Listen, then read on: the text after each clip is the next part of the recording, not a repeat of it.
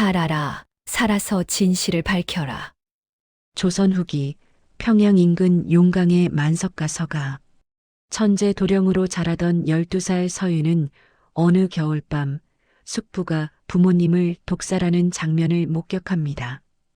당장 뛰어들어 원수를 갚고 싶었지만 어머니의 마지막 눈빛이 그를 막았어요. 넌 살아야 한다.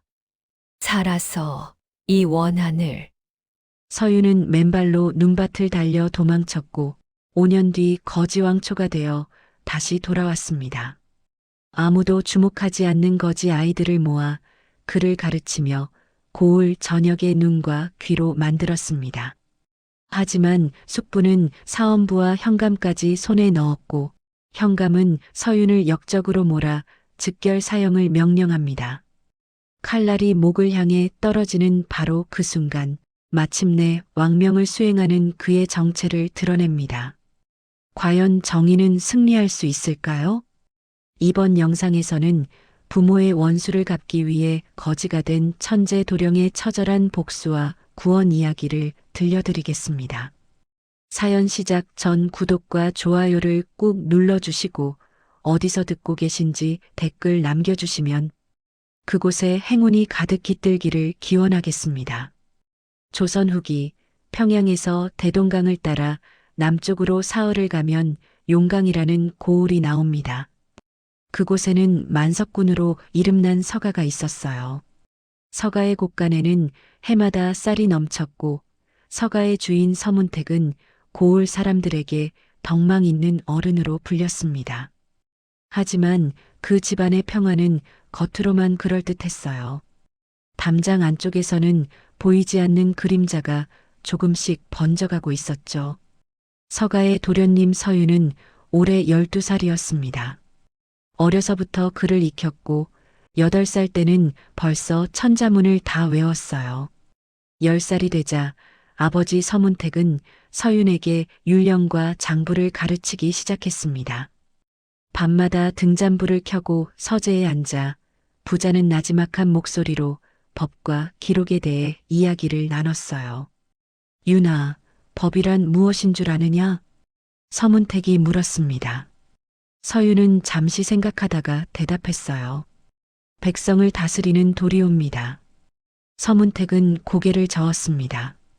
그의 손가락이 펼쳐진 율령집을 가리켰어요. 아니다. 법은 약한 자를 지키는 칼이다. 힘없는 백성이 억울함을 호소할 수 있는 마지막 길이지. 서윤은 아버지의 눈빛을 보며 고개를 끄덕였습니다. 그날 밤 서문택은 또 하나를 가르쳤어요. 장부를 잘 보아라.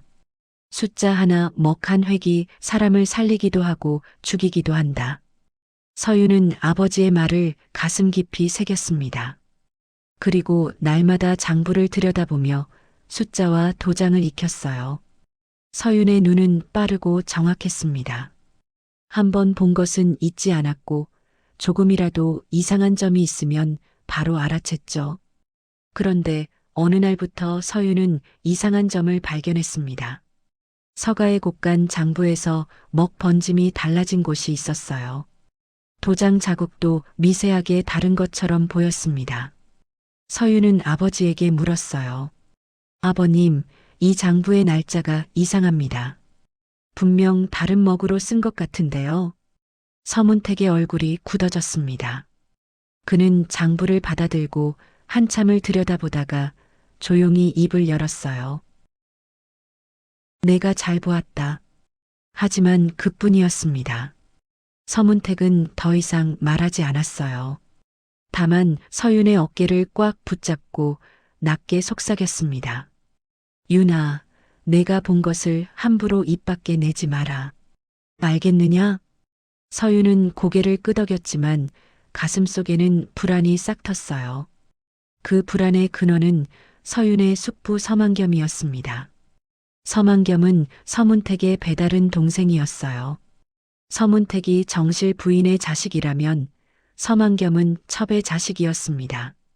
어려서부터 형의 그늘 아래 살았고 가문의 재산은 모두 서문택에게 돌아갔죠. 서만겸의 마음속에는 오래전부터 뒤틀린 감정이 자리 잡고 있었습니다. 서만겸은 겉으로는 공손했어요. 형님을 모시고 조카를 귀여워하는 척했습니다. 하지만 밤이면 달랐어요. 서만겸은 몰래 곳간 문서를 꺼내보고 도장을 바꿔 찍고 장부의 숫자를 고쳤습니다. 조금씩, 아주 조금씩이었어요. 눈치채지 못할 만큼 천천히 서가의 재산을 빼돌렸습니다. 그리고 서만겸은 혼자가 아니었습니다. 용강 고을의 현감 장태원과 사원부에서 내려온 감찰 민경수가 그와 한패였어요. 밤마다 세 사람은 서가 사랑채 구석진 방에 모여 앉아 은자를 주고받으며 속삭였습니다. 형님께서 너무 오래 사시는군요. 서만겸이 찻잔을 내려놓으며 말했습니다. 장영감이 웃음을 지었어요. 서대감, 조급히 굴지 마시오. 때가 되면 기회는 온다오. 민감찰은 말없이 은자 몇 냥을 품속에 넣었습니다. 그의 눈빛은 차가웠어요. 문서는 제가 알아서 하겠습니다. 사원부에는 제 사람들이 있으니까요. 서만겸은 고개를 끄덕였습니다. 하지만 그에게는 한 가지 걱정이 있었어요. 바로 조카 서윤이었습니다. 그 아이는 너무 똑똑했어요. 벌써 장부의 이상을 눈치챘다는 소문도 들렸습니다. 서만겸의 손이 찻잔을 쥔 채 미세하게 떨렸어요. 저 아이를 그냥 두면 안 된다. 서만겸은 마음속으로 결심했습니다. 한편 서윤의 어머니 윤정이는 며칠 전부터 불안에 떨고 있었습니다. 남편의 얼굴에서 근심이 떠나지 않았고 서만겸의 웃음소리가 점점 더 크게 들렸어요. 밤마다 사랑채에 모이는 낯선 이들의 인기척도 느껴졌습니다. 윤정이는 본능적으로 알았어요. 무언가 잘못되고 있다는 것을. 어느 날 밤 윤정이는 서윤을 안채로 불렀습니다. 촛불을 켜고 방문을 닫은 뒤 그녀는 아들의 손을 꽉 붙잡았어요. 서윤은 어머니의 손이 얼음처럼 차갑다는 것을 느꼈습니다. 윤아. 윤정희의 목소리가 떨렸습니다. 무슨 일이 생겨도 너만은 살아남아야 한다. 알겠느냐? 서윤은 어머니의 얼굴을 올려다봤습니다. 촛불 아래 어머니의 눈가에는 주름이 깊게 패어 있었고 입술은 파르르 떨리고 있었어요. 어머니, 무슨 말씀이십니까? 그냥 어미의 마음이 그렇구나. 내가 무엇을 보았든 무엇을 들었든 함부로 말하지 마라. 내 목숨이 달린 일이다. 윤정이는 서윤을 가슴에 꼭 안았습니다. 서윤은 어머니의 심장이 빠르게 뛰는 소리를 들었어요. 그날 밤 서윤은 잠을 이루지 못했습니다. 어머니의 말이 계속 귓가에 맴돌았고 가슴 속에는 무거운 돌덩이가 앉아 있는 것 같았어요. 며칠 뒤 서만겸은 서윤을 시험했습니다. 사랑채 마루에서 일부러 장부 한 권을 떨어뜨린 것이었어요. 서윤이 마침 지나가다 그것을 주워 올렸습니다. 장부가 펼쳐진 채로 떨어져 있었고 서윤의 눈에는 숫자가 들어왔어요. 분명 틀린 계산이었습니다. 서만겸이 물었습니다. 윤아, 이 장부 좀 보거라. 숙부가 계산이 맞는지 확인하고 싶구나. 서윤의 입술이 굳게 다물어졌습니다. 그는 장부를 보며 순간적으로 답을 알아챘어요. 하지만 어머니의 말이 떠올랐습니다. 함부로 말하지 마라. 서윤은 천천히 고개를 저었어요. 저는 아직 어려서 잘 모르겠습니다. 숙부님. 서만겸의 눈빛이 날카로워졌습니다. 하지만 곧 웃음을 지었어요. 그래, 그럴 수도 있지. 아직 어린데 무슨 소용이랴. 서만겸은 장부를 도로 받아들었습니다. 하지만 그의 눈빛은 차갑게 식어 있었어요. 서윤이 돌아서는 순간 서만겸은 혼잣말처럼 중얼거렸습니다. 너무 똑똑하면 오래 살지 못하는 법이다. 그날 밤 서문택은 서재에서 서윤을 불렀습니다. 등잔불이 흔들리는 가운데 부자는 마주 앉았어요. 서문택의 얼굴에는 깊은 그늘이 드리워져 있었습니다. 유나, 오늘 내 숙부가 무엇을 물었느냐? 서윤은 사실대로 말했습니다. 서문택은 한참 동안 말이 없었어요. 그러다 천천히 입을 열었습니다. 잘했다. 앞으로도 그렇게 해라. 내가 아무것도 모르는 척해야 살 수 있다. 아버님, 도대체 무슨 일이십니까? 서문택은 대답하지 않았습니다. 다만 서윤의 머리를 쓰다듬으며 말했어요. 아비가 미안하구나. 내게 너무 많은 것을 가르쳤다. 서윤의 눈에 눈물이 맺혔습니다. 아버지의 손이 떨리고 있었어요. 그날 밤 서재의 등잔불은 새벽까지 꺼지지 않았습니다. 밖에서는 차가운 바람이 불었고 서가의 담장 너머로는 까마귀 울음소리가 들려왔어요. 서윤은 그날 밤 처음으로 깨달았습니다. 자신이 배운 글과 숫자가 자신을 지키는 칼이 될 수도 자신을 죽이는 독이 될 수도 있다는 것을요. 그로부터 보름이 지났습니다. 용강고을에는 첫눈이 내렸어요. 서가의 기와지붕에도 마당의 장독대에도 하얀 눈이 소복이 쌓였습니다. 하지만 그 아름다운 풍경 뒤로 서가에는 죽음의 그림자가 드리우고 있었어요. 그날 밤은 유난히 조용했습니다. 하인들은 일찍 잠자리에 들었고 사랑채에는 불이 꺼져 있었어요. 서윤은 서재에서 책을 읽다가 갈증을 느껴 부엌으로 향했습니다. 안채를 지나는데 희미하게 신음소리가 들렸어요. 서윤의 발걸음이 멈췄습니다. 부모님 방에서 들려오는 소리였어요. 서윤은 조심스럽게 다가가 문틈으로 안을 들여다봤습니다. 그리고 그가 본 것은 평생 잊을 수 없는 광경이었죠. 서만겸이 찻상 앞에 앉아 있었습니다. 그의 앞에는 서문택 부부가 쓰러져 있었어요. 서문택은 가슴을 움켜쥐고 신음하고 있었고 윤정이는 이미 바닥에 쓰러져 피를 토하고 있었습니다. 찻잔이 바닥에 굴러다녔어요. 형님, 너무 오래 사셨습니다. 서만겸의 목소리는 차갑고 평온했습니다. 마치 날씨 이야기를 하듯 담담했어요. 서문택이 떨리는 손으로 서만겸을 가리켰습니다. 네, 내가 감이라뇨? 전 그저 제 몫을 찾는 것뿐입니다. 형님께서 독차지하신 이 모든 것을요. 서만겸은 일어서서 서문택의 품을 뒤졌습니다. 인장이 나왔어요. 서가의 주인임을 증명하는 호패와 문서도 함께였습니다. 서만겸은 그것들을 품속에 넣으며 만족스러운 미소를 지었어요. 서윤은 문틈에 붙어 온몸을 떨었습니다. 당장 뛰어들어가고 싶었어요. 숙부의 목을 치고 싶었습니다. 하지만 그때 어머니 윤정희의 눈이 문틈을 향했어요. 피를 토하면서도 그녀는 희미하게 고개를 저었습니다. 입술이 움직였어요. 소리는 나지 않았지만 서윤은 읽을 수 있었습니다. 살아라. 그리고 또 한 번. 진실을. 윤정희의 손이 힘없이 떨어졌습니다. 서문택도 곧 숨이 끊어졌어요. 서윤은 이를 악물고 눈물을 삼켰습니다. 그는 소리 없이 뒷걸음질 쳤어요. 발소리가 나지 않도록 조심하며 자기 방으로 돌아왔습니다.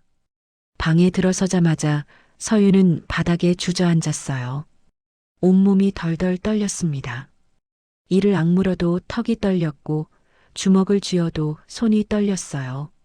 눈물이 쏟아졌지만 소리를 낼 수는 없었습니다. 서윤은 이불을 입에 물고 울음을 삼켰어요. 동이 트자 서가는 발칵 뒤집혔습니다. 하인들의 비명소리가 들렸고 곧 곡소리가 울려 퍼졌어요. 서만겸이 안채로 달려왔습니다. 그는 형님 부부의 시신을 보며 통곡했어요. 형님, 형수님, 어찌 이런 일이. 하지만 서윤은 알고 있었습니다. 그 눈물이 거짓이라는 것을요. 서윤은 방 안에서 꼼짝도 하지 않았어요.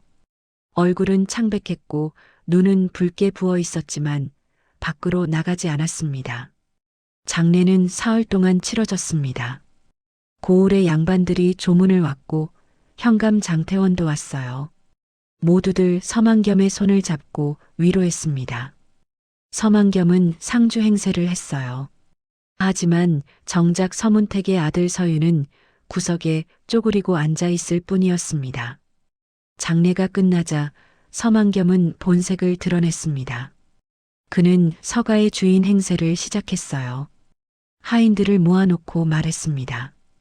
형님께서 돌아가셨으니 이제 내가 이 집안의 가장이요. 모두들 내 말을 따르시오. 그리고 서윤을 불렀습니다. 서윤은 사랑채로 끌려갔어요. 서만겸은 서윤을 내려다보며 말했습니다. 윤아, 내 부모님은 갑작스레 돌아가셨다. 이제 내가 의지할 곳은 숙부인 나뿐이다. 서윤은 고개를 들지 않았습니다. 주먹을 쥔 채 바닥만 바라봤어요. 서만겸이 비웃었습니다. 앞으로는 내 말을 잘 들어라. 그래야 너도 이 집에서 살 수 있다. 그날부터 서윤의 지옥이 시작되었습니다. 서만겸의 부인 이씨가 안채의 주인 행세를 했어요. 그녀는 서윤을 눈엣 가시처럼 여겼습니다. 서윤에게 주는 밥은 항상 찬 죽이었어요. 그나마도 양이 적었습니다. 어느 날 서윤이 배가 고파 밥을 달라고 했을 때 이씨는 죽그릇을 마루에 내던졌어요. 거지 주제에 따뜻한 밥을 봐라. 이게 내 몫이다. 죽이 마루 바닥에 엎질러졌습니다. 서윤은 무릎을 꿇고 그것을 주워 먹어야 했어요. 사촌 서영딸은 그 모습을 보며 낄낄거리고 웃었습니다. 사촌 형, 개처럼 먹네요. 서윤은 참았습니다. 이를 악물고 참았어요. 어머니의 마지막 말이 떠올랐습니다. 살아라. 그래서 살아야 했어요. 어떤 모욕을 당해도 살아남아야 했습니다. 서윤이 서재에 가서 책을 보려 하면 이씨가 막았습니다. 하인들을 시켜 서재 문을 잠가버렸어요.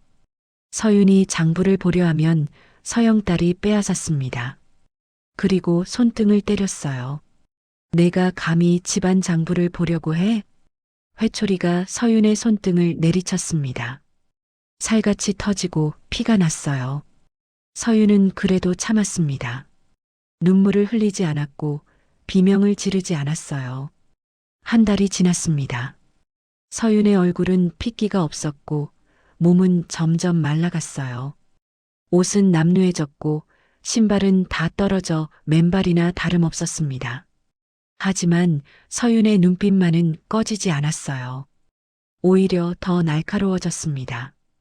어느 날 밤 서만겸은 계획의 마지막 단계를 실행했습니다. 그는 일부러 은자 선양을 장롱 속에 숨겨놓았어요. 그리고 다음 날 아침 큰 소리로 외쳤습니다. 은자가 없어졌다. 도둑이야. 하인들이 모였습니다. 서만겸은 하인들을 모두 조사했어요. 그리고 마지막으로 서윤의 방을 뒤졌습니다. 예상대로 은자 선양이 서윤의 이불 속에서 나왔어요. 이것 봐라. 도둑놈이 여기 있었구나. 서만겸이 소리쳤습니다. 하인들이 웅성거렸어요. 서윤은 얼굴이 새하얘졌습니다. 저는 하지 않았습니다. 저는 모릅니다. 모른다고? 내 방에서 나왔는데? 서만겸은 서윤의 멱살을 잡았습니다. 그리고 낮게 속삭였어요. 내일 관아에 고발하겠다. 도둑질한 종의 자식이라고. 서윤의 온몸에 소름이 돋았습니다. 관아에 끌려가면 끝이었어요. 매를 맞아 죽을 것이고 살아남는다 해도 노비로 팔릴 것이었습니다. 서윤은 그날 밤 잠을 이룰 수 없었어요. 밤이 깊어갈 무렵 서윤은 방문 밖에서 속삭이는 소리를 들었습니다. 하인 둘이 지나가며 나누는 말이었어요. 대감께서 분부하셨네. 내일 새벽에 끝내라고. 관아에 넘기기 전에? 그래. 흔적을 남기지 말라셨어. 서윤의 심장이 빠르게 뛰었습니다. 숙부는 자신을 관아에 넘길 생각도 없었어요. 그 전에 죽일 작정이었습니다. 서유는 이를 악물었어요. 어머니의 목소리가 다시 들렸습니다. 살아라. 진실을 밝혀라. 서유는 결심했습니다. 도망쳐야 한다고. 살아남아야 한다고요. 한밤중 서유는 조심스럽게 방문을 열었습니다. 다행히 하인들은 졸고 있었어요. 서유는 맨발로 마당을 가로질렀습니다. 눈이 차가웠지만 참았어요. 담장으로 다가가 기어 올랐습니다. 손이 얼어붙었지만 놓지 않았어요. 담장 너머로 떨어지는 순간 무릎이 땅에 부딪혔습니다. 아팠지만 소리를 내지 않았어요. 서유는 일어나서 뛰기 시작했습니다. 뒤를 돌아보지 않고 앞만 보며 달렸어요. 눈이 내리는 밤이었습니다. 서윤의 발자국이 눈밭에 찍혔어요. 하지만 곧 새로 내리는 눈이 그 흔적을 덮었습니다. 서윤은 온몸이 떨렸지만 멈추지 않았어요. 한참을 달린 끝에 서가에서 멀어졌고 더 이상 집이 보이지 않게 되었을 때 서윤은 그제야 쓰러졌습니다. 차가운 눈밭 위에서 서윤은 하늘을 올려다봤어요. 눈송이가 얼굴에 떨어졌습니다. 입술이 파래지고 손가락이 얼어갔지만 서윤은 살아있었어요. 살아남았다. 아직. 서윤은 중얼거렸습니다. 그리고 다시 일어섰어요. 어디로 가야 할지 몰랐지만 일단 걸어야 했습니다. 살아야 했어요. 진실을 밝혀야 했으니까요. 서윤은 비틀거리며 산길로 접어들었습니다. 뒤에서는 서가의 불빛이 점점 멀어졌어요. 그 따뜻한 빛은 이제 서윤의 것이 아니었습니다. 서윤은 어둠 속으로 걸어 들어갔어요. 발밑에는 눈이 쌓였고 앞에는 캄캄한 길만 펼쳐져 있었습니다. 서윤은 사흘 밤낮을 걸었습니다. 눈 덮인 산길을 헤맸고 나무 뿌리를 캐먹으며 갈증을 눈으로 달랬어요. 손과 발은 동상에 걸려 감각이 없었고 입술은 터져서 피가 말라 있었습니다. 넷째 날 아침 서윤은 더 이상 걸을 수 없었어요. 언덕을 넘다가 그대로 쓰러졌습니다. 눈을 떴을 때 서윤은 낯선 천장을 보고 있었습니다. 나무로 엮은 천장이었고 틈새로 연기가 빠져나가고 있었어요.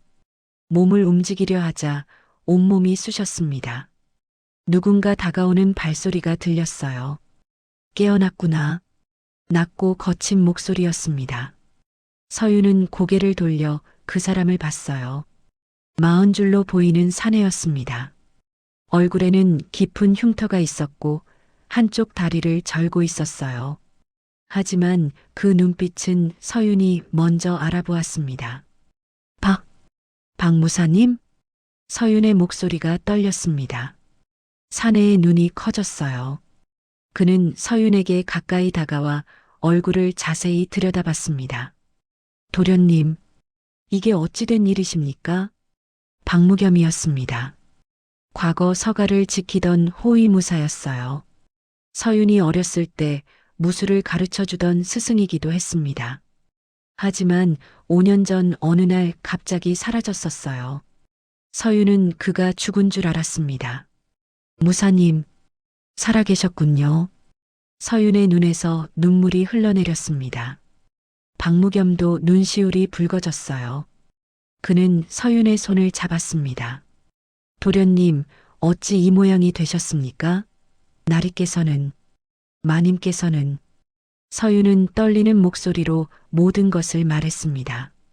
부모님의 독살, 숙부의 배신, 도둑 누명, 그리고 도망을요. 박무겸은 주먹을 쥔 채 이를 갈았어요. 서만겸 그놈. 결국 해냈군요. 박무겸의 목소리에는 분노가 서려 있었습니다. 그는 일어나 절뚝거리며 방을 걸었어요. 서윤은 그의 다리를 보며 물었습니다. 무사님, 그 다리는? 박무겸이 멈춰섰습니다. 그는 한참 동안 말이 없다가 천천히 입을 열었어요. 5년 전 서가에 금비녀가 사라진 일을 기억하시오? 예, 마님의 비녀였지요. 그 도둑이 바로 나라는 누명을 쓰고 관하로 끌려갔소. 서만겸 대감이 꾸민 일이었지요. 서윤의 얼굴이 굳어졌습니다. 박무겸이 계속 말했어요. 관아에서 매를 맞았소. 몇 대나 맞았는지 기억도 나지 않소. 다리뼈가 부러지는 소리가 들렸고 그 다음은 기억이 없소. 그런데 어찌 사원부 감찰이 왔었소. 민경수라는 자였지요.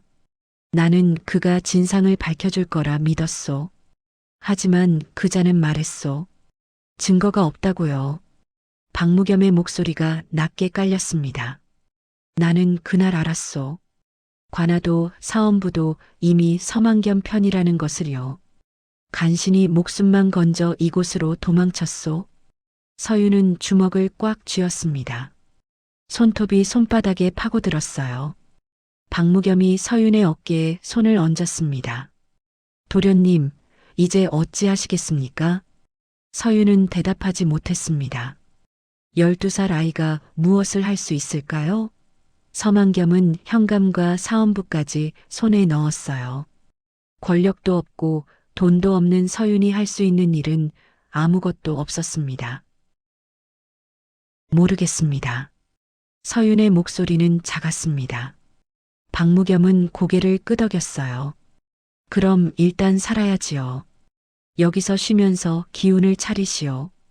이곳은 석계라는 화전민 마을이었습니다. 평양에서 북쪽으로 사흘을 가야 하는 깊은 산속이었어요. 20가구 정도가 모여 살았고 모두들 화전을 일구며 근근히 살아갔습니다. 박무겸도 이곳에서 장작을 패며 생계를 이었어요. 서윤은 박무겸의 움막에 머물렀습니다. 며칠이 지나자 몸에 기운이 돌았어요. 하지만 서윤은 가만히 있을 수 없었습니다. 박무겸이 장작을 패러 가면 따라갔고 나무를 나르는 일을 도왔어요. 도련님, 그러시지 않아도 됩니다. 아니요. 제가 할 수 있는 일은 해야지요. 서윤의 손에는 곧 물집이 잡혔습니다. 물집이 터지고 피가 났어요. 그래도 서윤은 멈추지 않았습니다. 도련님의 손이 아니라 일꾼의 손이 되어갔어요. 밤이면 서윤은 박무겸에게 무술을 배웠습니다. 예전에 배웠던 것을 복습하고 새로운 것도 익혔어요. 몸은 힘들었지만 서윤은 게을리하지 않았습니다. 무사님, 칼로 원수를 갚을 수 있을까요? 어느 날 밤 서윤이 물었습니다. 박무겸은 고개를 저었어요. 칼만으로는 안 돼요. 서만겸은 이미 관아와 사원부를 손에 넣었소. 칼로 그를 죽이면 도련님이 역적이 돼요. 그럼 어떻게 해야 합니까? 박무겸은 잠시 생각하다가 말했습니다. 문서와 증언이요. 그것이 진짜 칼이요. 서윤은 박무겸의 말을 곱씹었습니다. 문서와 증언. 그렇습니다. 아버지도 그렇게 가르쳤어요. 법은 약자를 지키는 칼이라고요. 서윤은 결심했습니다. 칼이 아니라 기록으로 싸우겠다고요. 낮에는 일하고 밤에는 무술을 익혔습니다. 그리고 틈틈이 서윤은 글을 읽었어요. 박무겸의 움막에는 책이 없었지만 마을의 훈장이 낡은 천자문과 사서 삼경 중 몇 권을 빌려주었습니다. 서윤은 그것을 수십 번 읽었어요. 계절이 바뀌었습니다. 봄이 오고 여름이 왔어요. 서윤의 몸은 단단해졌고 얼굴은 까맣게 그을렸습니다. 더 이상 만석가의 도련님 같지 않았어요. 화전민 아이와 다를 바 없었습니다. 어느 가을날 마을에 행상이 찾아왔습니다. 등짐을 진 노인이었어요. 서윤은 그 얼굴을 보는 순간 숨이 멎었습니다. 박영감이었어요. 서가와 거래하던 객주 주인이었습니다. 박영감도 서윤을 알아봤습니다. 그의 눈이 커졌어요. 하지만 그는 내색하지 않고 지나쳤습니다. 해가 진 뒤 박영감이 박무겸의 움막을 찾아왔어요. 도련님, 박영감은 서윤을 보자마자 무릎을 꿇었습니다. 눈물이 주르르 흘러내렸어요. 이게 어찌 된 일입니까? 나리께서 돌아가셨다는 소식은 들었지만 도련님께서 이렇게 서윤은 박영감을 일으켜 세웠습니다. 일어나십시오, 영감. 저는 이제 도련님이 아닙니다. 아니옵니다. 도련님은 서가의 적통이십니다. 박영감은 품속에서 무언가를 꺼냈습니다. 책 서너 권과 작은 보따리였어요. 나리께서 살아계실 때 저에게 부탁하셨습니다. 혹시 윤희가 어려움에 처하거든 이것을 전하라고 하셨지요. 서윤은 떨리는 손으로 책을 받았습니다. 율령집과 과거 문제집이었어요. 보따리 안에는 은자 10량이 들어 있었습니다. 아버님께서 서윤의 목소리가 메었습니다. 아버지는 이미 모든 것을 준비하고 계셨던 거예요. 박영감이 말을 이었습니다. 나리께서 말씀하셨습니다. 윤희는 똑똑한 아이다. 하지만 그 똑똑함이 화가 될까 두렵다고 하셨지요. 만약 내게 무슨 일이 생기면 윤희를 부탁한다고. 서윤은 더 이상 참을 수 없었습니다. 눈물이 쏟아졌어요. 박무겸도 고개를 돌렸습니다. 박영감은 보름 뒤에 다시 오겠다고 약속하고 떠났습니다. 그날 밤 서윤은 아버지가 남긴 책을 펼쳤어요. 율령집 첫 장에는 아버지의 글씨가 있었습니다. 윤아, 법은 약자를 지킨다. 너는 반드시 살아남아 진실을 밝혀라. 서윤은 책을 가슴에 안았습니다. 그리고 다짐했어요. 반드시 살아남겠다고. 숙부의 죄를 밝히겠다고요. 다음 날부터 서윤은 밤낮으로 글을 읽었습니다. 율령을 외우고 문서 작성법을 익혔어요. 박영감이 다시 왔을 때 서윤은 물었습니다. 영감, 저를 도와주시겠습니까? 무엇이든 명하십시오, 도련님. 서만겸의 죄를 밝히려면 증거가 필요합니다. 문서와 증언이요. 하지만 저는 아직 어리고 힘이 없습니다. 박영감은 고개를 끄덕였습니다. 제가 할 수 있는 일이 있다면 하겠습니다. 서윤은 천천히 말했습니다. 1년만 기다려 주십시오. 제가 준비하겠습니다. 박무겸이 물었어요. 도련님, 무엇을 준비하시렵니까? 서윤의 눈빛이 달라졌습니다. 더 이상 겁에 질린 아이의 눈이 아니었어요. 차갑고 날카로운 눈빛이었습니다. 칼을 준비하겠습니다. 문서와 증언이라는 칼을요. 2년이 흘렀습니다. 서윤은 이제 15살이 되었어요. 키도 훌쩍 자랐고 몸도 단단해졌습니다. 박무겸에게 배운 무술 실력은 웬만한 장정을 제압할 수 있을 정도였어요. 그리고 밤마다 공부한 율령과 문서법은 이제 머릿속에 깊이 새겨져 있었습니다. 어느 봄날 서윤은 박무겸에게 말했습니다. 무사님, 저는 이제 떠나야겠습니다. 어디로 가시렵니까? 평양으로 갑니다. 증거를 모으러요. 박무겸은 반대하지 않았습니다. 그는 알고 있었어요. 이 산속에 머물러서는 아무것도 할 수 없다는 것을요. 조심하십시오, 도련님. 평양에는 서만겸의 눈과 귀가 많을 것입니다. 알고 있습니다. 그래서 저는 도련님이 아닙니다. 서윤은 박영감이 가져온 남루한 옷으로 갈아입었습니다. 거지나 다름없는 차림이었어요. 얼굴에는 흙을 묻히고 머리는 산발이 되도록 흐트러뜨렸습니다. 거울을 보니 전혀 다른 사람이었어요. 잘 어울리는군요. 박무겸이 쓸쓸히 웃었습니다. 서윤은 평양으로 향했습니다. 보름을 걸어 대동강이 보이는 곳에 도착했어요. 평양 장안은 번화했습니다. 거리에는 사람들이 북적였고 상점마다 물건이 넘쳤어요. 하지만 서윤이 향한 곳은 그런 곳이 아니었습니다. 서윤은 다리 밑으로 내려갔습니다. 그곳에는 연못굴이라 불리는 거지 소굴이 있었어요. 평양에서 가장 큰 거지 집단이었습니다. 서윤은 들어가기 전에 잠시 멈춰 섰어요. 숨을 깊이 들이마셨습니다. 여기서부터 시작이다. 다리 밑은 어두웠습니다. 햇빛이 들지 않는 공간에는 움막들이 다닥다닥 붙어 있었어요. 악취가 코를 찔렀습니다. 서윤이 안으로 들어서자 사람들의 시선이 쏠렸어요. 새 얼굴이네. 걸걸한 목소리가 들렸습니다. 덩치 큰 사내가 다가왔어요. 얼굴에는 칼자국이 있었고 눈빛은 사나웠습니다. 거지굴의 왕초 도칠이었어요. 여기가 어딘 줄 알고 왔어? 도칠이 서윤의 멱살을 잡았습니다. 서윤은 저항하지 않았어요. 도칠이 비웃었습니다. 약해 빠졌네. 여기서 살려면 힘이 있어야 해. 매일 구걸에서 가져온 걸 나한테 바쳐. 알았어? 네. 서윤은 고개를 숙였습니다. 도칠이 서윤을 밀쳤어요. 서윤은 바닥에 쓰러졌습니다.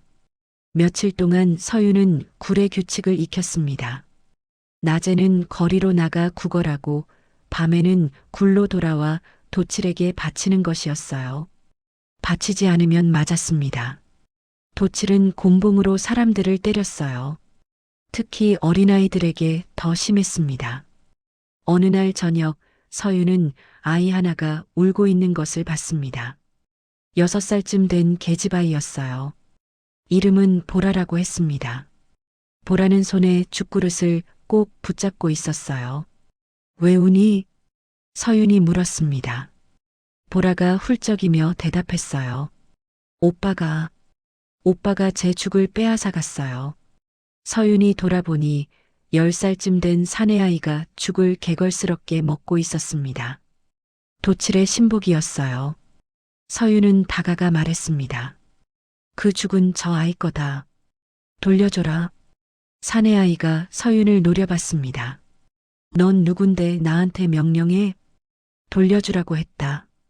서윤의 목소리는 낮았지만 단호했습니다. 사내아이가 웃었어요. 싫은데? 어쩔 건데? 그 순간 서윤의 손이 움직였습니다. 번개처럼 빠른 손이 사내아이의 손목을 잡았어요. 꺾었습니다. 뚝 소리가 났어요. 아! 사내아이가 비명을 질렀습니다. 죽그릇이 바닥에 떨어졌어요.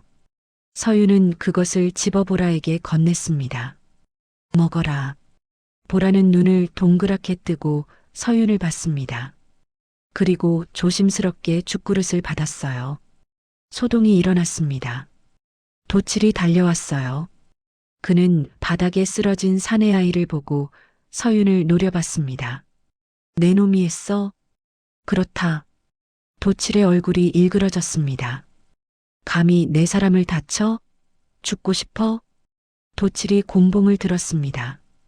주변 사람들이 숨을 죽였어요.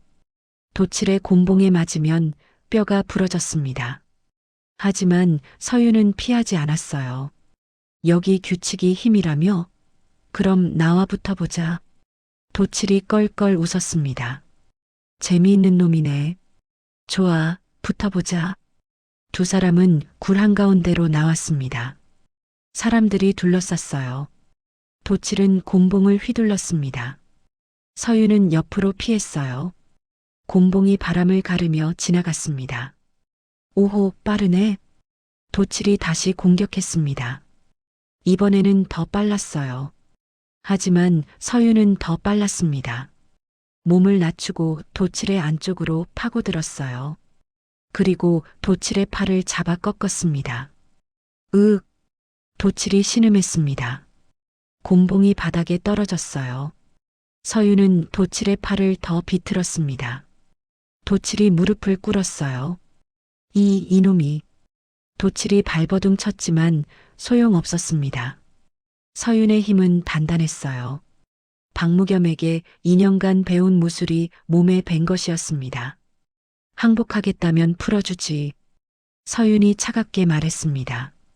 도칠은 이를 갈았어요. 하지만 팔이 더 꺾이자 결국 고개를 숙였습니다. 항복한다. 서윤이 손을 놓았습니다. 도칠은 바닥에 주저앉았어요. 하지만 이게 끝이 아니었습니다. 도칠은 아래 수하들에게 야 죽여라고 소리쳤고 수아 4명이 함께 덤벼들었습니다. 하지만 서윤에게는 상대가 안 되었습니다. 그동안의 무술 실력으로 단숨에 4명이 바닥에 고꾸라졌습니다. 그러자 도칠이 이제 낫을 들고 달려들었습니다. 서윤은 가볍게 피했습니다. 도칠이 놓친 곤봉을 주워 팔목을 내려쳤고 도칠은 낫을 놓쳤습니다. 그때 서윤 검도 실력으로 도칠의 명치를 곤봉으로 찔렀고 도칠은 앞으로 고꾸라졌습니다. 더 이상 덤빌 기력도 없이 완전한 패배였습니다. 주변 사람들이 웅성거렸습니다. 서윤은 사람들을 둘러봤어요. 오늘부터 이 굴의 규칙을 바꾸겠다. 사람들이 조용해졌습니다. 서윤이 말을 이었어요. 첫째, 아이들을 때리지 마라. 둘째, 빼앗은 것은 곡식으로 갚아라. 셋째, 서로 싸우지 마라. 도칠의 신복 몇이 불만스러워했습니다. 그 중 하나가 소리쳤어요. 왕초도 아닌 놈이 무슨 규칙을 정해? 우리가 왜 내 말을 들어야 해? 서윤이 그를 봤습니다. 내 말을 들기 싫으면 나와 붙어라. 이기면 내가 왕초다. 그 사람은 입을 다물었습니다. 아무도 나서지 않았어요. 서윤이 다시 말했습니다. 이제부터 이 굴은 달라진다. 우리는 서로 빼앗지 않는다. 서로 돕는다. 그날 밤 도칠은 굴에서 쫓겨났습니다. 몇몇 신복들도 따라 나갔어요. 하지만 대부분의 사람들은 남았습니다. 특히 아이들은 서윤을 보며 눈을 반짝였어요. 서윤은 아이들을 모았습니다. 12명이 있었어요. 보라를 비롯해 해돌, 순강, 미혼 등이었습니다. 너희들 배우고 싶으냐? 서윤이 물었습니다. 아이들은 고개를 끄덕였어요. 보라가 눈물 젖은 목소리로 말했습니다. 배우고 싶어요, 나리. 서윤은 고개를 저었습니다. 나리라고 부르지 마라. 그냥 형이라고 해라. 네, 형님. 서윤은 아이들을 보며 생각했습니다. 이 아이들이 자신의 눈과 귀가 될 것이라고요. 이 아이들을 통해 서만겸의 죄를 밝힐 증거를 모을 것이라고요. 그날 밤 서윤은 혼자 다리 난간에 앉아 대동강을 바라봤습니다. 물은 검게 흐르고 있었어요. 서윤의 얼굴에는 결의가 서려 있었습니다. 이제 시작이다. 5장 마이너스 글과 표식, 아이들이 만든 눈과 귀. 연못굴은 달라지기 시작했습니다. 서윤이 왕초가 된 뒤 굴에는 새로운 질서가 생겼어요. 아이들을 때리는 사람은 없었고 빼앗는 일도 줄어들었습니다. 대신 서로 나누는 일이 많아졌어요. 서윤은 매일 아침 아이들을 모았습니다. 다리 밑 구석진 곳에 자리를 잡고 땅바닥에 막대기로 글자를 그렸어요. 이것은 사람인이다. 이렇게 쓴다. 아이들은 눈을 반짝이며 따라 그렸습니다. 하지만 서윤이 가르치는 것은 단순한 글자만이 아니었어요. 이제 표식을 배워라. 돌 하나를 놓으면 광군이다. 나뭇가지 둘을 놓으면 위험이다. 흙에 선을 그으면 뇌물이다. 아이들은 고개를 갸웃했습니다. 해돌이 물었어요. 형님, 이게 왜 필요해요? 서윤이 대답했습니다. 너희는 거지다. 아무도 너희를 주목하지 않는다. 그게 바로 너희의 힘이다. 너희는 어디든 갈 수 있고 무엇이든 들을 수 있다. 아이들의 눈빛이 달라졌습니다. 서윤이 계속 말했어요. 장터에 가거라. 약방에 가거라. 관아 앞에도 가거라. 그리고 귀를 열어라. 누가 누구를 만나는지, 무엇을 사는지, 무슨 말을 하는지 모두 기억해라. 그럼 그걸 어떻게 전해요? 미혼이 물었습니다. 서윤이 땅에 표식을 그렸어요. 여기 다리 밑 입구에 표식을 남겨라. 돌멩이 하나면 광군이 움직인다. 나뭇가지 둘이면 위험한 사람이 왔다. 흙에 선을 그으면 돈이 오갔다는 뜻이다. 아이들은 고개를 끄덕였습니다. 그날부터 아이들은 평양 장안 곳곳으로 흩어졌어요. 장터에서 떡장사 옆에 앉아 있고 약방 앞에서 구걸하고 관아 뒷문에서 쉬었습니다. 아무도 아이들을 주목하지 않았어요. 보름이 지났을 때 보라가 처음으로 소식을 가져왔습니다. 형님, 약방에서 이상한 걸 봤어요. 무엇을? 서만겸댁 하인이 왔어요. 그런데 비상석을 샀어요. 아주 많이요. 서윤의 눈빛이 날카로워졌습니다. 비상석은 독약으로 쓰이는 물질이었어요. 서윤은 보라의 머리를 쓰다듬었습니다. 잘했다. 또 보이면 바로 알려라. 며칠 뒤 순강이 소식을 가져왔습니다. 형님, 관아 뒷문에서 이상한 사람을 봤어요. 누구였느냐? 사원부 도포를 입은 양반이었어요. 밤에 관아로 들어갔어요. 그리고 한참 있다가 나왔는데 품이 불룩했어요. 서윤은 고개를 끄덕였습니다. 사원부 감찰이 밤에 관아를 드나든다는 것은 정상이 아니었어요. 더구나 품속에 뭔가를 숨기고 나왔다면 그 양반의 얼굴을 기억하느냐? 네. 얼굴에 점이 있었어요. 여기요. 순강이 자기 턱을 가리켰습니다. 서윤은 그 특징을 머릿속에 새겼어요. 한 달이 지나자 정보가 쌓이기 시작했습니다. 해돌은 장터에서 들은 소문을 가져왔어요. 형님, 서가곡간에서 곡식이 빠져나간대요. 밤마다 수레가 드나든다고 해요. 미호는 또 다른 소식을 가져왔습니다. 서만겸 대감이 관아에 자주 간대요. 그리고 갈 때마다 보따리를 들고 가요. 서윤은 이 모든 정보를 기록했습니다. 종이가 없어서 나무 껍질에 수치로 적었어요. 날짜와 장소, 사람의 이름을 정확히 적었습니다. 누가 언제 무엇을 하는지를 명확히 기록한 것이었죠. 하지만 연못굴에는 여전히 불만을 품은 사람들이 있었습니다. 도칠의 옛 패거리 중 하나인 강쇠가 그랬어요. 그는 서윤의 규칙이 마음에 들지 않았습니다. 예전에는 약한 사람을 괴롭히고 빼앗을 수 있었는데 이제는 그럴 수 없었으니까요. 어느 날 강쇠는 몰래 굴을 빠져나갔습니다. 그리고 장터의 떡집 주인에게 말했어요. 아저씨, 재미있는 얘기 하나 해드릴까요? 뭔데? 다리 밑에 글 아는 거지가 있어요. 아이들한테 글을 가르친대요. 떡집 주인은 눈을 동그랗게 떴습니다. 거지가 글을 안다고? 그게 무슨... 정말이에요. 제가 직접 봤어요. 소문은 빠르게 퍼졌습니다. 장터에서 관아로, 관아에서 양반가로 퍼져나갔어요. 글 아는 거지라는 소문은 사람들의 호기심을 자극했습니다. 며칠 뒤 미혼이 급하게 달려왔습니다. 형님, 큰일이에요. 무슨 일이냐? 관아에서 군사들이 움직인대요. 연못굴을 수색한다는 소문이 있어요. 서윤의 얼굴이 굳어졌습니다. 박무겸이라면 피하라고 했을 것입니다. 하지만 서윤은 달랐어요. 형님, 피하셔야 해요. 보라가 울먹이며 말했습니다. 서윤은 고개를 저었어요. 아니다. 지금 피하면 끝이다. 증거를 잡을 수 없어.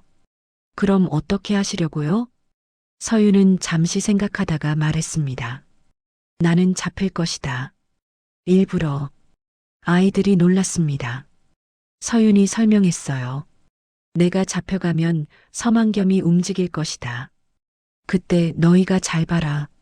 누가 누구를 만나는지, 무슨 말을 하는지. 하지만 형님이 위험해요. 해돌이 외쳤습니다. 서윤은 아이의 머리를 쓰다듬었어요. 걱정 마라. 나는 준비가 되어 있다. 그날 밤 서윤은 혼자 남았습니다. 다른 사람들은 모두 피신시켰어요. 아이들과 노약자들은 박무겸이 있는 석계로 보냈습니다. 서윤은 기록한 나무 껍질들을 보따리에 싸서 숨겼어요. 달이 떴습니다. 서윤은 다리 난간에 기대어 강을 바라봤어요. 물은 검게 흐르고 있었습니다. 서윤의 마음도 고요했어요. 이제부터가 진짜 싸움이다. 새벽녘 광군이 들이닥쳤습니다. 횃불을 들고 연못굴을 포위했어요. 서윤은 잠든 척 누워 있었습니다. 군사 하나가 서윤을 발로 찼어요. 이놈이 글 아는 거지냐? 서윤은 천천히 일어났습니다. 그리고 군사를 올려다봤어요.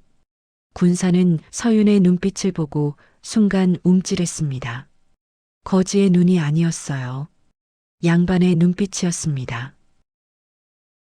맞다. 내가 그를 안다. 서윤은 담담하게 대답했습니다. 군사들이 서윤을 포박했어요. 새끼줄이 손목을 조였습니다. 서윤은 저항하지 않았어요. 순순히 끌려갔습니다. 관하로 가는 길, 서윤은 뒤를 돌아봤습니다. 다리 밑 어둠 속에서 작은 눈동자들이 반짝이고 있었어요. 아이들이 숨어서 지켜보고 있었습니다. 서윤은 살짝 고개를 끄덕였어요. 잘 봐라. 그리고 기억해라. 관아 마당은 횃불로 밝았습니다. 서윤은 포박당한 채 무릎을 꿇었어요. 아침 해가 뜨기 전이었지만 벌써 사람들이 모여들고 있었습니다. 군사들이 북을 치며 외쳤어요. 역적을 잡았다. 역적을 잡았다. 백성들이 웅성거렸습니다. 거지를 역적이라 부르다니 무슨 일인지 궁금해하는 눈빛들이었어요. 서윤은 고개를 숙인 채 기다렸습니다. 얼마 뒤 현감 장태원이 나타났습니다. 그 뒤로 서만겸이 따라왔어요. 서만겸은 서윤을 보는 순간 멈춰 섰습니다. 얼굴은 거지처럼 더럽고 옷은 남루했지만 그 눈빛만은 숨길 수 없었어요. 설마 윤희? 서만겸의 머릿속이 복잡해졌습니다. 하지만 확신할 수는 없었어요. 5년 전 도망친 조카가 거지가 되어 평양에 나타날 리 없었으니까요. 서만겸은 애써 태어난 척했습니다. 장태원이 자리에 앉았습니다. 그는 서윤을 내려다보며 물었어요. 내 이름이 무엇이냐? 서윤은 대답하지 않았습니다. 장태원이 짜증을 냈어요. 벙어리냐? 이름을 물었다. 이름은 중요하지 않습니다. 서윤의 목소리는 낮고 차분했습니다. 장태원이 코웃음을 쳤어요. 거지 주제에 말버릇이 곱구나. 내가 그를 안다지? 압니다. 거짓말 말아라. 거지가 무슨 글을 알아? 시험해 보시지요. 서윤이 고개를 들었습니다. 그의 눈빛은 전혀 흔들리지 않았어요. 장태원은 잠시 당황했습니다. 하지만 곧 비서에게 손짓했어요. 저놈에게 문서를 보여주어라. 비서가 문서 한 장을 가져왔습니다. 서윤 앞에 펼쳐 보였어요. 서윤은 한번 훑어봤습니다. 토지 매매 문서입니다. 올해 2월에 작성되었고 매도인은 박모, 매수인은 김모입니다. 가격은 은자 100냥입니다. 장태원의 얼굴이 굳어졌습니다. 서윤이 정확히 읽어낸 것이었어요. 서만겸도 긴장한 기색이 역력했습니다. 우연히 맞췄겠지. 장태원이 애써 무시했지만 목소리에는 불안이 섞여 있었어요. 그때 관아 문이 열리며 한 사람이 들어왔습니다. 사원부 도포를 입은 민경수였어요. 무슨 일이요, 현감? 민경수의 목소리는 위압적이었습니다. 장태원이 고개를 숙였어요. 감찰날이 글 아는 거지를 잡았사옵니다. 글 아는 거지? 민경수가 서윤을 내려다봤습니다. 그의 눈빛이 차가워졌어요. 거짓 따위가 글을 안다는 것은 분수를 모르는 짓이다. 더구나 아이들을 모아 무엇을 가르쳤다지? 이는 민심을 어지럽히는 역적짓이다. 백성들이 웅성거렸습니다. 서윤은 고개를 들고 민경수를 똑바로 봤어요. 저는 역적이 아닙니다. 입 닥쳐라. 민경수가 소리쳤습니다. 하지만 서윤은 멈추지 않았어요. 저는 아이들에게 글을 가르쳤을 뿐입니다. 그것이 역적입니까? 내놈 같은 것이 그를 가르치는 것 자체가 잘못이다. 게다가 민경수가 서만겸을 보며 말을 이었습니다. 내놈이 서만겸 대감을 헐뜯는 소문을 퍼뜨렸다는 제보가 있다. 이것이 역적이 아니고 무엇이냐? 서윤은 놀라지 않았습니다. 예상했던 일이었어요. 서만겸과 민경수가 짜고 자신을 역적으로 몰 것이라는 것을요.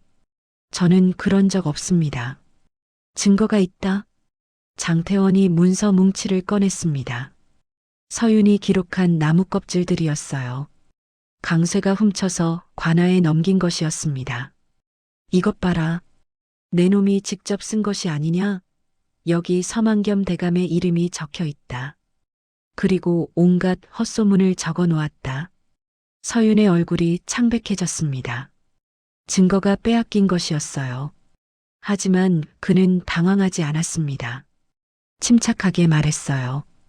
그것은 헛소문이 아닙니다. 제가 직접 본 것들입니다. 본 거? 거지 주제에 무엇을 봤다는 거냐? 서만겸 대감의 하인이 약방에서 비상석을 샀습니다. 사원부 감찰이 밤에 관하로 드나들었습니다. 서가곡간에서 곡식이 빠져나갔습니다. 이 모든 것을 제가 봤고 기록했습니다. 장태원과 민경수의 얼굴이 일그러졌습니다. 서만겸은 뒤에서 식은땀을 흘렸어요. 서윤이 너무 많이 알고 있었습니다. 이놈이 감히. 민경수가 서윤에게 다가가 뺨을 쳤습니다. 서윤의 얼굴이 옆으로 돌아갔어요. 입술이 터지고 피가 났습니다. 하지만 서윤은 고개를 다시 들었어요. 때려도 진실은 바뀌지 않습니다. 진실? 민경수가 비웃었습니다.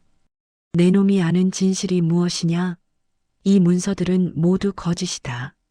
사원부가 조사했으되 아무런 문제가 없었다. 그것이야말로 거짓입니다. 서윤이 소리쳤습니다. 백성들이 놀라 뒤로 물러섰어요. 서윤이 계속 말했습니다. 사원부 감찰 민경수, 당신은 서만겸과 결탁했습니다. 밤마다 관아를 드나들며 뇌물을 받았습니다. 그리고 진상을 덮었습니다. 민경수의 얼굴이 새하얘졌습니다. 서만겸도 벌떡 일어섰어요. 이놈이 미쳤구나. 감히 사원부 감찰을 모함하다니. 장태원이 군사들에게 소리쳤습니다. 저놈을 당장 처형하라. 역적은 즉시 베어야 한다. 군사들이 칼을 뽑았습니다. 서윤의 목에 칼날이 다가왔어요. 백성들이 숨을 죽였습니다. 서윤은 눈을 감지 않았어요. 똑바로 앞을 보며 말했습니다. 처형은 상부에 보고한 뒤에 해야 합니다. 현감이 멋대로 할 수 없습니다.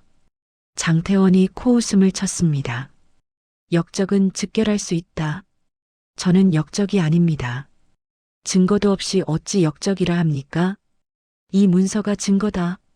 장태원이 나무 껍질을 들어 올렸습니다. 서윤이 고개를 저었어요. 그것은 제가 본 것을 기록한 것일 뿐입니다. 역적의 증거가 아닙니다. 민경수가 참지 못하고 나섰습니다. 입 닥쳐라. 내놈 같은 것은 말할 자격도 없다. 그가 손짓하자 군사 하나가 서윤을 내리쳤습니다. 서윤이 바닥에 쓰러졌어요. 피가 흘렀습니다. 하지만 서윤은 다시 일어났어요. 때려도 진실은 변하지 않습니다. 서윤의 목소리는 떨렸지만 분명했습니다. 군중 속에서 누군가 훌쩍이는 소리가 들렸어요. 작은 계집아이의 울음소리였습니다. 보라였어요. 서윤은 그 방향을 봤습니다. 아이의 얼굴은 눈물로 범벅이었어요. 서윤은 눈빛으로 말했습니다. 울지 마라. 곧 끝난다. 민경수가 다시 소리쳤습니다. 이제 그만 끝내라. 당장 목을 쳐라. 군사가 칼을 들어 올렸습니다. 칼날이 아침 햇살에 반짝였어요. 서윤은 눈을 감지 않았습니다. 그의 마음속으로 어머니의 목소리가 들렸어요. 살아라. 진실을 밝혀라. 어머니, 제가 최선을 다했습니다. 칼이 내려오려는 순간이었습니다. 멈춰라. 천둥 같은 목소리가 관아를 울렸습니다. 모든 사람들이 돌아봤어요. 관아 문이 활짝 열리며 군사들이 들어왔습니다. 그 앞에 한 사람이 서 있었어요. 도 가명의 군관이었습니다. 도사나리의 아멘감찰명이요. 군관이 외쳤습니다. 장태원과 민경수의 얼굴이 하얗게 질렸어요. 서만겸은 뒤로 물러서려 했습니다. 서윤은 천천히 일어났습니다. 피를 흘리며 비틀거리며 하지만 똑바로 섰어요. 그의 눈빛이 달라졌습니다. 더 이상 거지의 눈이 아니었어요. 군관들이 관아 마당으로 쏟아져 들어왔습니다. 20명이 넘는 군사들이 횃불을 들고 포위했어요. 백성들은 뒤로 물러났고 장태원과 민경수는 꼼짝도 하지 못했습니다. 현감 장태원, 사원부 감찰 민경수, 그리고 서만겸, 군관이 세 사람의 이름을 불렀습니다. 그들의 얼굴이 창백해졌어요. 군관이 말을 이었습니다. 도사나리의 명으로 조사가 있을 것이니 감히 움직이지 마시오. 장태원이 떨리는 목소리로 물었습니다. 무슨 조사 말이오? 곧 알게 될 것이오. 군관은 서윤에게 다가왔습니다. 서윤의 몸을 묶은 새끼줄을 풀어주었어요. 서윤은 손목을 문지르며 일어섰습니다. 피가 흐르는 입술을 닦았어요. 고맙소. 서윤이 낮게 말했습니다. 군관은 고개를 숙였어요. 서윤은 천천히 앞으로 걸어갔습니다. 민경수가 소리쳤어요. 이게 무슨 짓이오? 감히 사원부 감찰을 조사한다는 게 말이 돼오? 서윤이 민경수를 봤습니다. 그의 눈빛은 얼음처럼 차가웠어요. 말이 됩니다. 사원부 감찰이라도 죄를 지으면 벌을 받아야지요. 네, 내 놈이 감히. 민경수가 서윤에게 달려들려 했습니다. 하지만 군사 둘이 그를 붙잡았어요. 민경수는 발버둥 쳤지만 소용없었습니다. 서윤은 바닥에 흩어진 나무 껍질들을 주었습니다. 자신이 기록한 증거들이었어요. 하나하나 펼쳐보며 확인했습니다. 그리고 군관에게 건넸어요. 이것이 증거입니다. 서만겸의 비리와 민경수의 결탁, 그리고 장태원의 부정을 기록한 것입니다. 군관이 받아들었습니다. 서윤은 백성들을 향해 돌아섰어요. 그의 목소리는 낮았지만 또렷했습니다. 여러분, 들으십시오. 저는 거지가 아닙니다. 사람들이 웅성거렸습니다. 서윤이 품속에서 무언가를 꺼냈어요. 작은 패였습니다. 금빛이 나는 패에는 금부도사라는 글자가 새겨져 있었어요. 저는 금부도사 서윤입니다. 도사나리의 명을 받아 아멘 감찰을 하던 중이었습니다. 관아 마당이 순식간에 조용해졌습니다. 백성들은 눈을 동그랗게 뜨고 서윤을 봤어요. 거지로만 알았던 사람이 금부도사였다니. 서만겸의 다리에서 힘이 빠졌습니다. 그는 바닥에 주저앉았어요. 입술이 파르르 떨렸습니다. 윤이냐? 서만겸의 목소리는 떨렸습니다. 서윤이 그를 내려다봤어요. 그렇습니다, 숙부. 아니, 서만겸. 네. 내가 어떻게 살아남았냐고요? 어떻게 금부도사가 되었냐고요? 서윤의 목소리에는 분노가 서려 있었습니다. 하지만 감정을 억누르며 차분하게 말했어요. 5년 전 당신이 부모님을 독살하고 저를 도둑으로 몰아주기려 했을 때 저는 도망쳤습니다. 산속을 헤매다 화전민 마을에 도착했고 거기서 박무겸 무사를 만났습니다. 박무겸의 이름을 듣자 민경수가 움찔했습니다. 서윤이 그를 쳐다봤어요. 그렇습니다, 민경수. 당신이 금비녀 도둑으로 몰아 매질했던 박무겸입니다. 그가 저를 살렸고 무술을 가르쳤습니다. 서윤은 계속 말했습니다. 그 뒤 저는 박영감의 도움으로 과거를 준비했습니다. 3년 동안 공부했고 과거에 급제했습니다.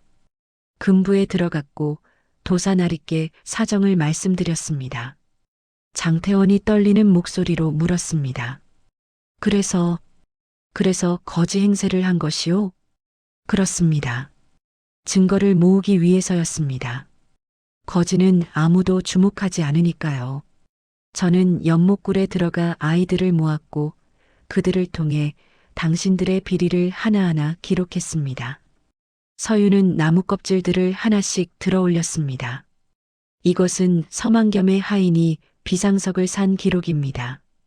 이것은 민경수가 밤마다 관아를 드나든 기록입니다. 이것은 서가곡간에서 곡식이 빠져나간 기록입니다. 서윤의 목소리는 점점 커졌습니다. 그리고 이것은 서윤이 마지막 나무 껍질을 들어 올렸습니다. 박무겸 무사의 증언입니다. 5년 전 당신 서만겸이 금비녀를 훔치고 박무겸에게 누명을 씌웠다는 증언. 그리고 민경수, 당신이 사건을 덮었다는 증언입니다. 민경수가 고개를 저었습니다. 거짓말이다. 증거가 어디 있어? 증거는 여기 있습니다. 서윤이 손을 들자 관아 밖에서 한 사람이 들어왔습니다. 절뚝거리며 걷는 사내 박무겸이었어요. 그는 서윤 옆에 섰습니다. 저는 과거 서가의 호위무사 박무겸입니다. 5년 전 서만겸의 모함으로 관아에서 매를 맞아 다리가 부러졌습니다. 그때 민경수 감찰이 조사했으나 증거 없다며 사건을 덮었습니다. 박무겸의 목소리는 단호했습니다. 민경수는 말을 잃었어요. 서윤이 서만겸을 향해 걸어갔습니다. 서만겸은 뒤로 물러섰지만 군사들이 막았어요. 서윤은 서만겸 앞에 멈춰섰습니다. 서만겸, 당신은 5년 전 형님 서문택과 형수 윤정희를 독살했습니다. 그리고 인장과 문서를 강탈해 서가의 주인 행세를 했습니다. 또한 조카인 저를 도둑으로 몰아주기려 했습니다. 서만겸은 고개를 저었습니다. 아니다. 아니야. 증거가 없어. 증거는 있습니다. 서윤이 품속에서 또 다른 문서를 꺼냈습니다. 박영감이 몰래 구해온 약방 장부였어요. 이것은 5년 전 약방에서 비상석을 산 기록입니다. 구매자는 서만겸 댁 하인입니다. 날짜는 부모님이 돌아가시기 사흘 전입니다. 서만겸의 얼굴이 흙빛으로 변했습니다. 그리고 이것은 서윤이 또 다른 문서를 꺼냈습니다. 서가의 장부입니다. 5년 전 당신이 문서를 조작한 흔적이 여기 남아 있습니다. 도장을 바꿔 찍은 자국, 먹이 다른 글씨 모두 증거입니다. 서만겸은 더 이상 변명하지 못했습니다. 그는 바닥에 주저앉아 고개를 떨구었어요. 서윤은 장태원을 봤습니다.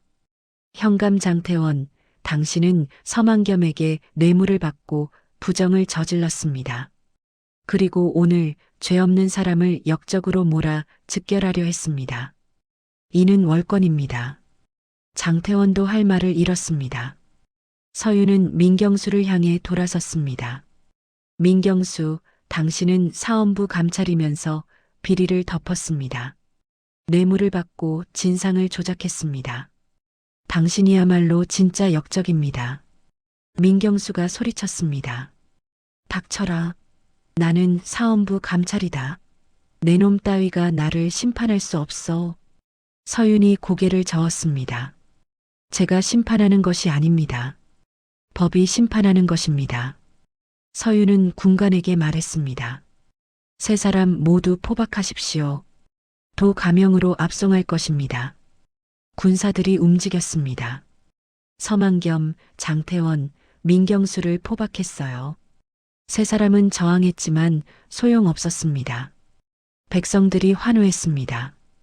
오랫동안 짓눌렸던 분노가 터져나왔어요. 서윤은 고개를 돌려 군중 속을 봤습니다. 아이들이 서 있었어요. 보라, 해돌, 순강, 미온. 모두 눈물을 흘리고 있었습니다. 서윤은 그들을 향해 살짝 고개를 끄덕였습니다. 그리고 중얼거렸어요. 끝이 아니다. 이제 시작이다. 사흘 뒤 관아 마당에는 다시 사람들이 모였습니다. 이번에는 재판이 아니라 선고였어요. 도사가 직접 내려와 사건을 마무리하기 위해서였습니다. 서윤은 금부도사의 관복을 입고 서 있었습니다. 더 이상 거짓 차림이 아니었어요. 깨끗하게 씻고 머리를 빗고 도포를 입으니 완전히 다른 사람 같았습니다. 백성들은 신기한 눈으로 서윤을 봤어요. 도사가 자리에 앉았습니다. 그는 서만겸, 장태원, 민경수를 차례로 불렀어요. 서만겸, 너는 형님을 독살하고 가산을 강탈했다. 또한 조카를 죽이려 했으니 그 죄가 크도다. 형부에서 판결을 받을 것이니 한양으로 압송하라. 서만겸은 아무 말도 하지 못했습니다. 군사들이 그를 끌고 갔어요. 장태원, 너는 현감으로서 백성을 위해야 하는데 뇌물을 받고 부정을 저질렀다. 관직을 박탈하고 유배에 처한다. 장태원도 고개를 떨구었습니다. 민경수, 너는 사헌부 감찰로서 비리를 감찰해야 하는데 오히려 비리를 덮었다. 사헌부에 보고하여 엄히 다스리도록 하라. 민경수는 끝까지 고개를 들지 못했습니다. 재판이 끝났습니다. 백성들은 환호했어요. 오랫동안 쌓였던 원한이 풀린 것이었습니다. 서윤은 조용히 그 모습을 지켜봤어요. 도사가 서윤을 불렀습니다. 서윤, 수고했다. 내 덕분에 큰 비리를 밝혀냈구나. 분에 넘치는 말씀입니다, 나리. 앞으로 어찌할 생각이냐? 서가를 되찾았으니 고향으로 돌아가겠느냐? 서윤은 잠시 생각했습니다. 5년 만에 되찾은 집, 서가. 그곳으로 돌아가 편히 살 수도 있었어요. 하지만, 나리, 한 가지 여쭤도 되겠습니까? 말해보거라. 저와 함께했던 아이들, 연못굴의 아이들을 제가 거두어도 되겠습니까? 도사는 눈썹을 치켜 올렸습니다. 거지 아이들을? 네. 그 아이들이 없었다면 저는 증거를 모을 수 없었습니다. 그 아이들은 제 은인입니다. 도사는 잠시 서윤을 바라봤습니다. 그리고 고개를 끄덕였어요. 좋다. 내 뜻대로 하거라. 서윤은 고개를 숙여 인사했습니다. 그날 오후 서윤은 연못굴로 갔습니다. 아이들이 모두 나와 있었어요. 보라가 가장 먼저 달려왔습니다. 형님. 보라가 서윤의 품에 안겼습니다. 서윤은 아이를 안아 올렸어요. 다른 아이들도 주변으로 모여들었습니다. 해돌, 순강, 미온 모두 울먹이고 있었어요. 형님, 정말 금부도사였어요? 해돌이 물었습니다. 서윤은 고개를 끄덕였어요. 그래, 미안하다. 속여서. 아니에요. 형님 덕분에 우리가 살았어요. 아이들이 소리쳤습니다. 서윤은 아이들을 하나하나 안아주었어요. 너희들 나와 함께 가겠느냐? 어디로요? 용강으로 간다. 서가로. 거기서 함께 살자. 아이들의 눈이 동그래졌습니다. 보라가 물었어요. 정말, 정말로요? 그래. 너희는 이제 거지가 아니다. 내 식구다. 아이들이 울음을 터뜨렸음 입계속 오후 1200리다. 기쁨의 눈물이었어요. 서윤도 눈시울이 붉어졌습니다. 며칠 뒤 서윤은 아이들과 박무겸을 데리고 용강으로 향했습니다. 5년 만에 돌아가는 고향이었어요. 서가의 대문이 보였을 때 서윤의 가슴이 뛰었습니다. 대문을 열고 들어가니 집은 텅 비어 있었습니다. 서만겸의 처자식들은 이미 도망간 뒤였어요.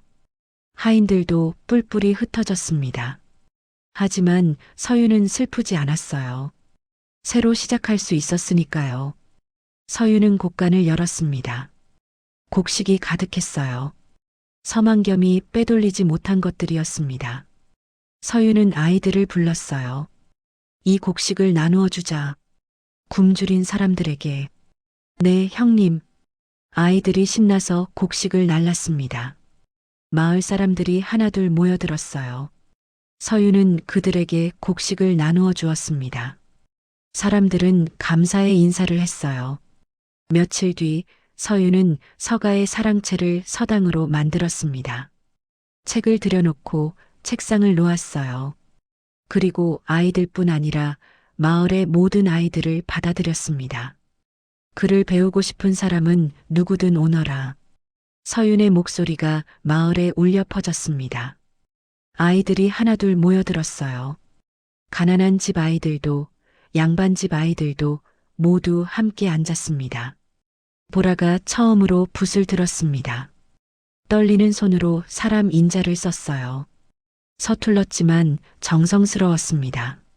날이 제 이름이에요. 보라가 웃으며 말했습니다. 서윤도 웃었어요.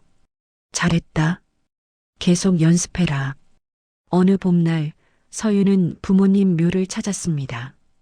5년 만에 찾는 묘였어요. 무덤 앞에는 잡초가 무성했습니다. 서윤은 무릎을 꿇고 잡초를 뽑았어요. 한참을 그렇게 앉아 있었습니다. 아버지, 어머니. 서윤의 목소리가 떨렸습니다. 살아남았습니다. 그리고 진실을 밝혔습니다. 바람이 불었습니다. 따뜻한 봄바람이었어요. 서윤은 눈물을 닦았습니다. 숙부는 벌을 받을 것입니다. 서가도 되찾았습니다. 하지만 서윤은 고개를 들어 하늘을 봤습니다. 저는 이제 복수가 아니라 살림을 하려 합니다.